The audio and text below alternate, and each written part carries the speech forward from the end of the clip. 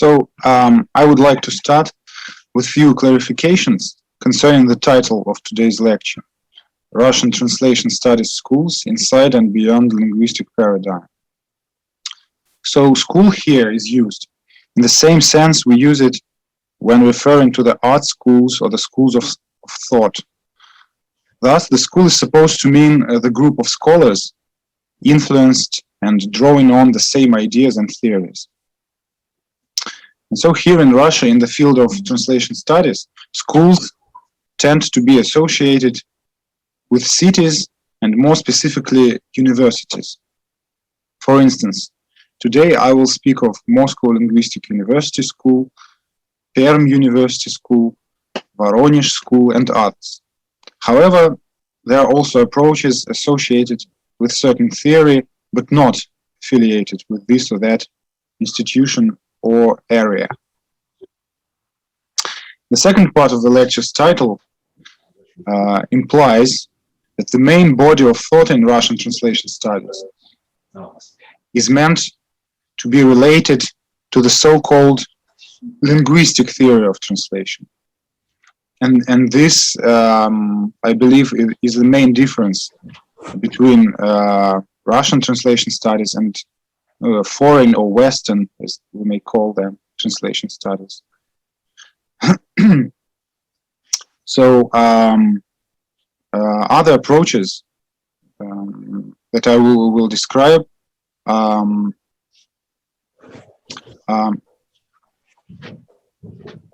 a critical comment to linguistic theories or some overcoming step to them.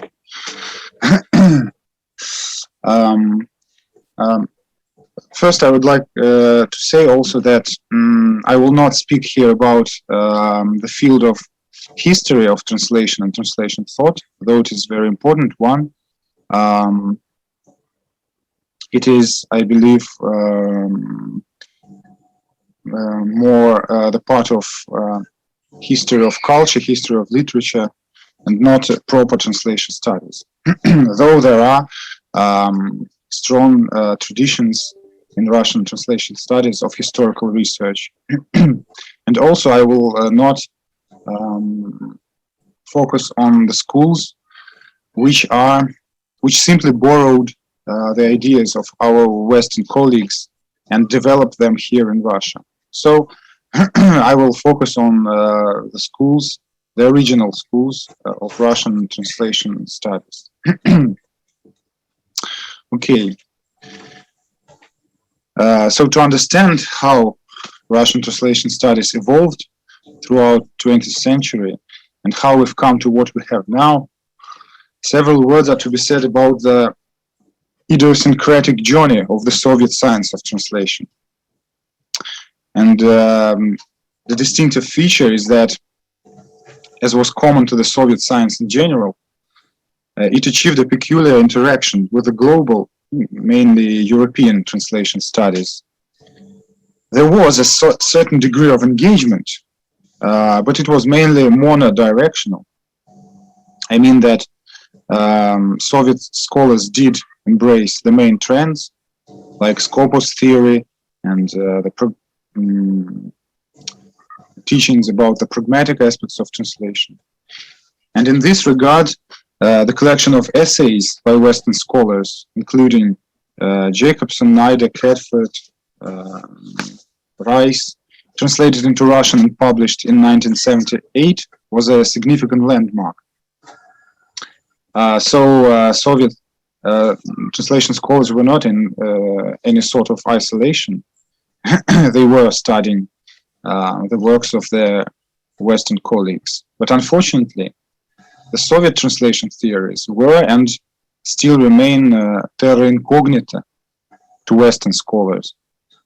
And only recently, Anthony Pym discovered them, sharing his findings in in a paper which is called "The Case of the Missing Russian Translation Theories." So, in an introduction, he writes, could we really have ignored the Russians so completely? Okay, so Nevertheless, Soviet scholars embraced Western translation theories, but in bits and pieces. And I must say that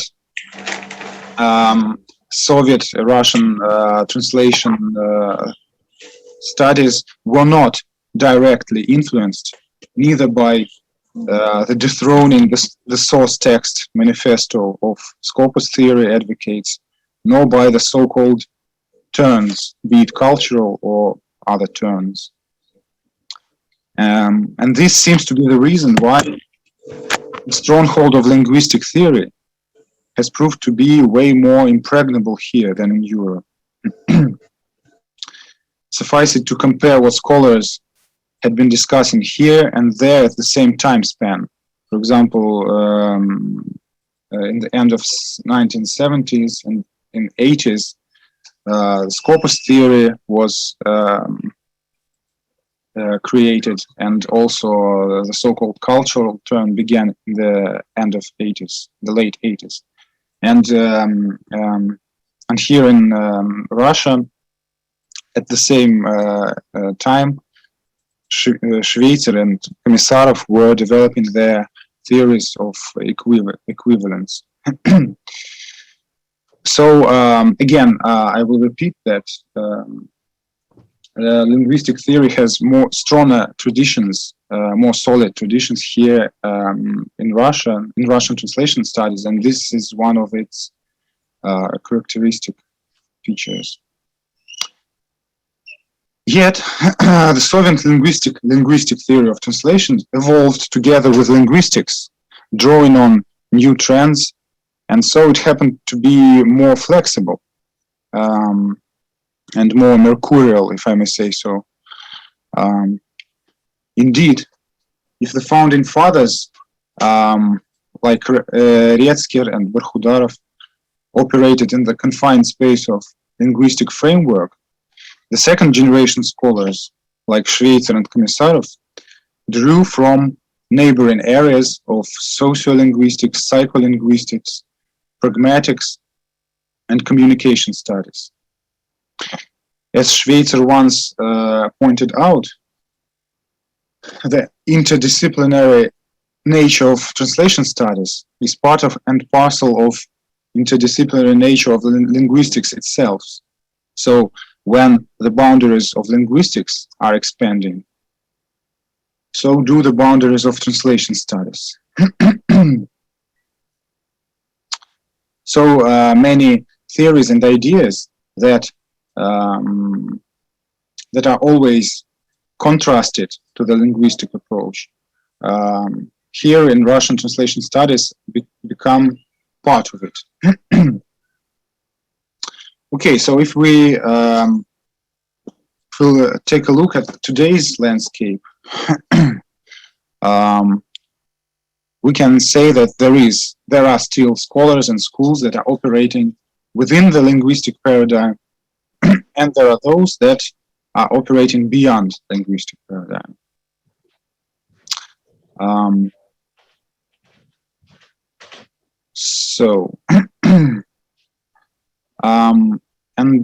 First I will dwell on linguistic paradigm.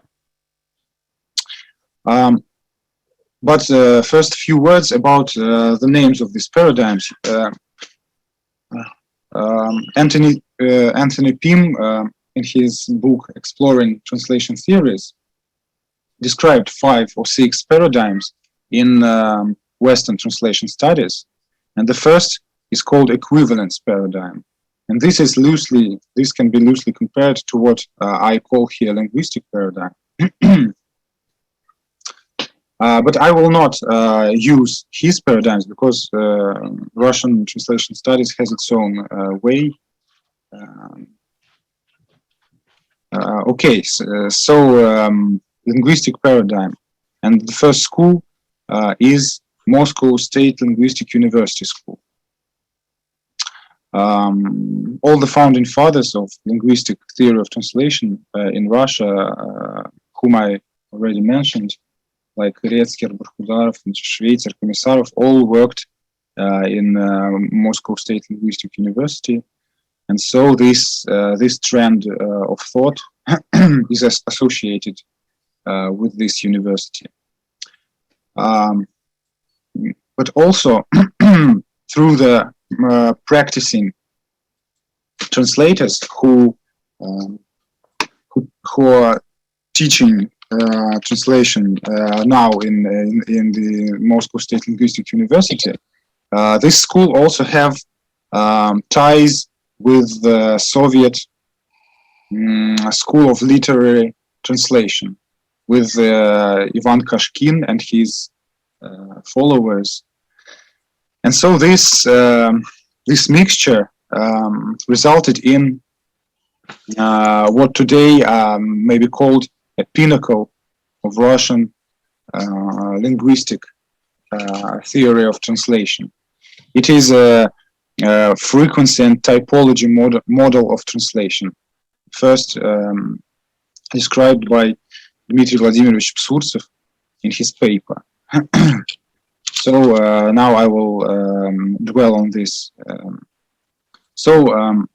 Frequency and typology model of translation has three components,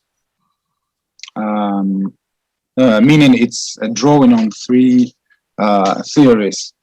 First is Retzker's theory of regular correspondences, which is unfortunately unknown to some of our Western colleagues. Regular correspondences here means that when different people translate the same text, they tend to do the similar transformations, though not evident transformations. And so it can be called a regularity. So it is the frequency of doing this or that transformations made it makes the correspondence regular. And so Retzker developed this idea on the lexical level, but it can be extended on syntactical level. And so Psurtsev suggests that when describing the syntactical level, it's better to call it not regular correspondences, but regular transformations.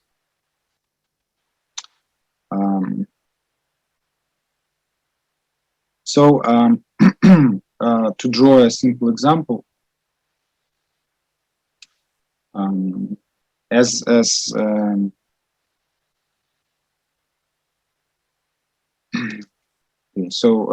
when there are certain types of, for example, subordinate clauses in English, and there is a tendency to translate them using other types of subordinate clauses in Russian, and so again, many translators separately from each other will do this transformation, and so it can be called a prevalent process of transforming the original. Again, these transformations are regular. Okay, so the second component is the so-called hypothesis of language spectra, which was put forward by Marina Dmitrievna Litvinova, translation scholar and literary translator. So this idea is relatively unknown even here in Russia among translators and translation scholars. So the main idea is as follows. Each and every linguistic fact in a certain language has a statistically average frequency of usage. It concerns all levels of language. And so the sum total of these frequencies forms a language spectrum. And so one of the tasks of the translator is to be faithful to the spectrum of his native tongue when he is producing the text.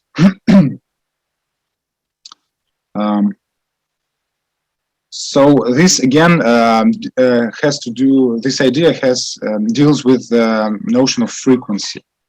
For example, again, different types of syntactical structures in different languages can have different frequencies, and so when translating the text, translator must like stick to those use those means that are more frequent in his language. So this idea first described the spectrum of language in general, but again, Surtsov in his article also extends it to the personal spectrum of this or that writer. So if this or that writer can have this spectra slightly differing from those general in language, and so this must also be so translator must have it give his consideration to this fact also. And so so the first two components deal with the frequency, with the first part of the name of this model, and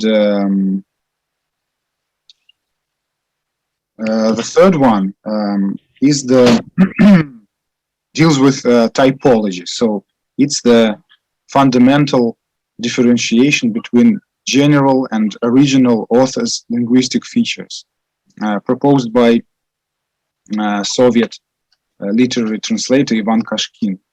So the main idea again is that language facts reflect the typological features of language, and so if a translator deals in the text with some general typological features of the source language, he renders it in translation with the same with equivalent general typologically characteristic means in his translation. But if he sees that author uses some unexpected, expressive language, in this way, he tries to be as literal as possible. And so here, the main task of the translator is to distinguish between those two groups, the general linguistic features and original author's linguistic features. And so here the stylistic analysis is very important. Thus, these three components form the theoretical basis for frequency and typology model of translation. So if we describe it as a process, we can say the translator first carries out the stylistic analysis of the text and distinguishes between general linguistic features and original linguistic features. Then he renders all that is general with using the regular transformations for this pair of languages, and always remembering that he must be faithful to the language spectrum of his native tongue. Okay, so as I said, this model, this theory is the essence of today's of Moscow State Linguistic University School and today's linguistic theory. Also, the linguistic paradigm is widespread among the scholars from universities which have traditionally well-established traditions of teaching foreign languages. And these are Nizhny Novgorod University, Voronezh University.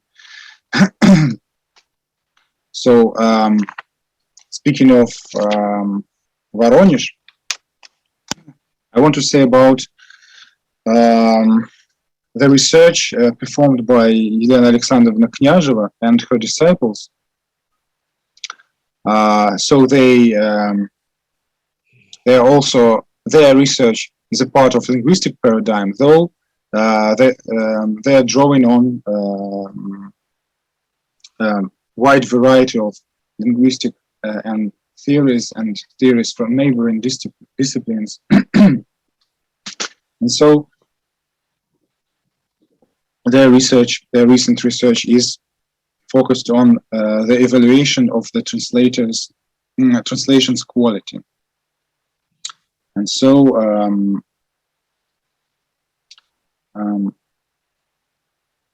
it has to do with it is connected with of course with the notion of mistakes of translation, and also with the notion of boundaries, because there can be we must also distinguish between general strategy and certain decision, the theoretical ideal of what translation must be, and practical possibilities.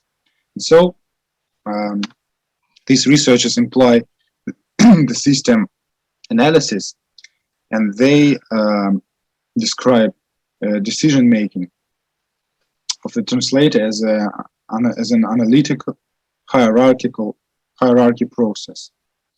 And so within this research, a complex system of criteria was elaborated to evaluate the quality of translation. Okay, so let's proceed with the second part, which I call the beyond linguistic paradigm. And I must say that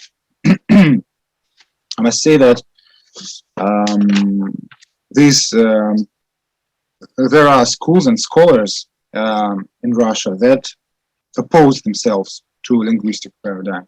Again, the situation is different compared to the Western translation studies, because there they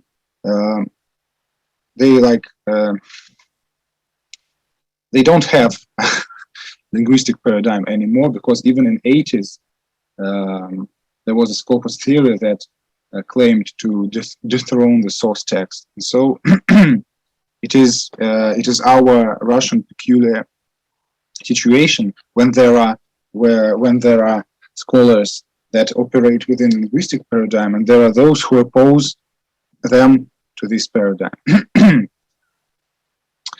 Okay, so one of the first scholars who criticized linguistic approach as too narrow was Zinaida Davidovna Lvovskaya.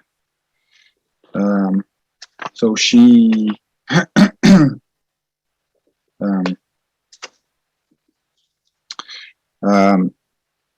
she was after creatively interpreting the ideas of Western scholars, she said that the science of translation repudiated linguistic paradigm to set camp among the sciences that study human activity, more specifically among the theories of verbal communication. So the key word here is communication, and she called her approach communicative theory. So Lvovskaya draws on speech X theory and also scopus theory. And so according to Lvovskaya, scholars to study the translation properly, scholars have to study not the text, but what translator is actually doing. So translator's activity in the general sense. And so she was trying to study the factors that influence translator's activity. So this approach she called it communicative theory, and sometimes it is called communicative functional approach to translation. And today, the advocate of this approach is Vadim Vitalyevich Zdobnikov from Nizhny Novgorod University.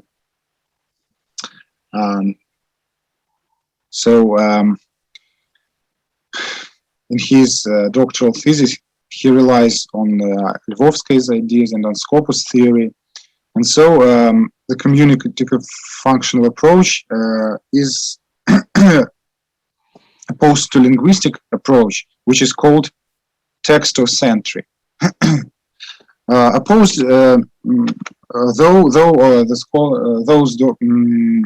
opposed, it doesn't mean that linguistic approach is recognized as obsolete and unnecessary, but the communicative functional approach is supposed to be the next step forward. So the priority is given to communicative situation rather than to source text. And so these ideas caused debates between the advocates of linguistic approach and communicative functional approach. And the main two problems here are whether the communicative functional approach can be opposed to linguistic approach, because some scholars believe it to be the part of linguistic approach and not something that can be contrasted to it. Okay, so I must add that the scholars and schools whom I called whom I described as operating beyond linguistic paradigm, tend to put forward a sort of a binary opposition, like linguistic approach and another kind of approach. So here, again, textocentric linguistic approach is opposed to communicative functional approach. Another such opposition was proposed by the scholar from Tver University, Natalia Leonidovna Galeeva. She calls linguistic approach substitution transformation theory, implying that all the theories, traditional linguistic theories, are about finding substitutions for some linguistic units in source text and making some transformations. And so she opposes it to what she calls the activity theory. So the latter is supposed to be focused on translator's activity, so the process rather than the text, the result of the process, the product.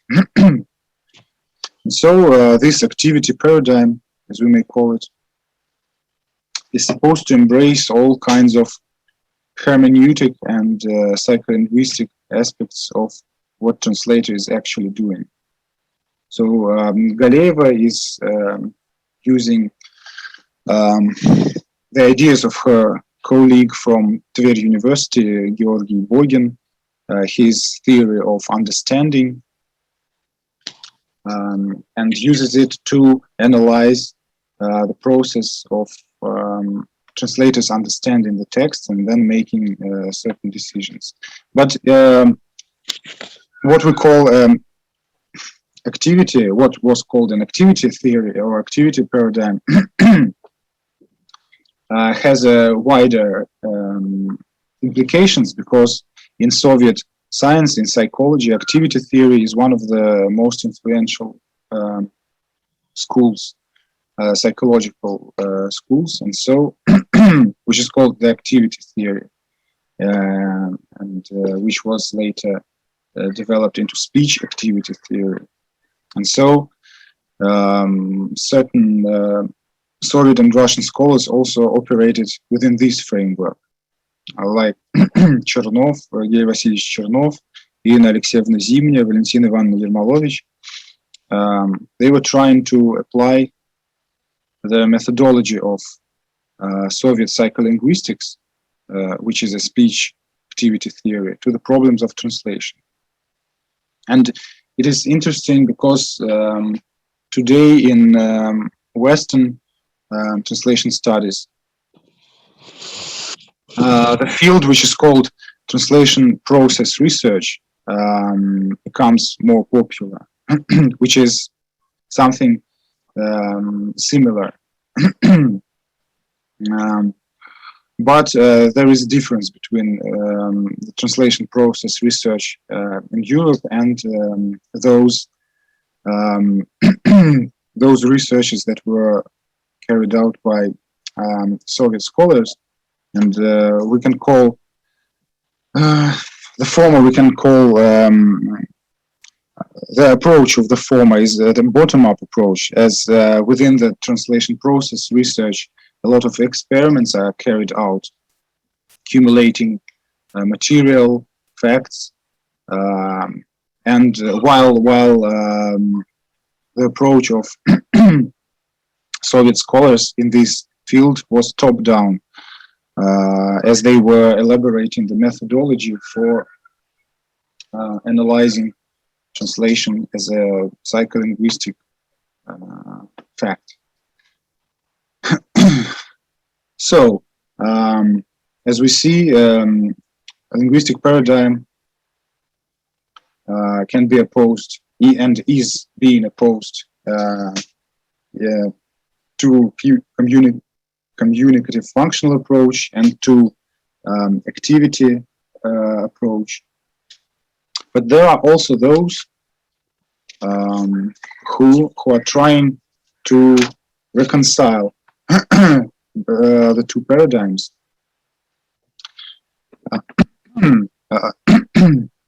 Who believes that the next step is to reconcile this traditional linguistic paradigm with new approaches. And so here I want to speak about the Perm school.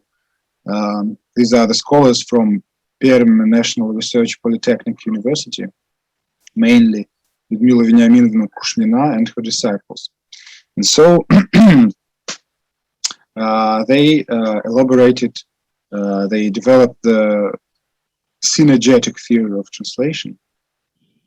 And so the authors of this theory claim that they are trying to reconcile textocentric, as they call it, and anthropocentric approaches.